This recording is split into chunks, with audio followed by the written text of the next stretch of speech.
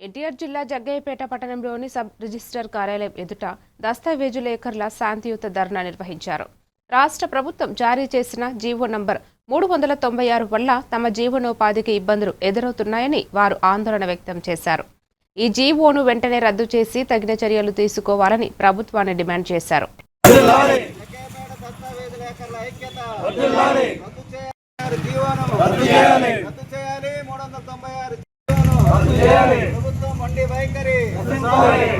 అందరికి నమస్కారం. రాష్ట్ర ప్రభుత్వం జూన్ నెల 30వ తారీఖు తీసుకున్న రిజిస్ట్రేషన్ శాఖను ప్రైవేటీకరణ చేస్తూ జీవో నెంబర్ 396 విడుదల చేసింది.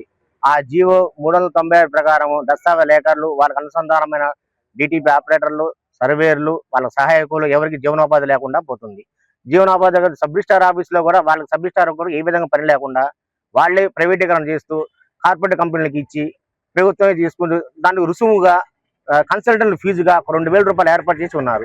దీని విధంగా మేము జిల్లా వ్యాప్తంగా, రాష్ట్ర వ్యాప్తంగా ఈ నెల 20వ తారీఖు నుండి 31వ తారీఖు వరకు ఈ ధర్నా, శాంతియుత ధర్నా.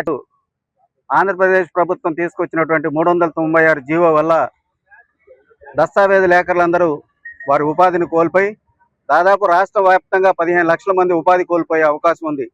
ఇదే కాకుండా ప్రజల ఆస్తులకు ఎలాంటి భద్రత లేకుండా వారు ఇలా ప్రైవేటీకరణ చేయటం వల్ల, ప్రైవేట్ కంపెనీలకు అప్పచెప్పడం వల్ల గురించుకోవాలని మేము ప్రభుత్వాన్ని కోరుతున్నాము. అంతేకాకుండా దీనివల్ల చాలా మంది ఉపాధి కోల్పోయి రోడ్డున పడే అవకాశం ఉంది.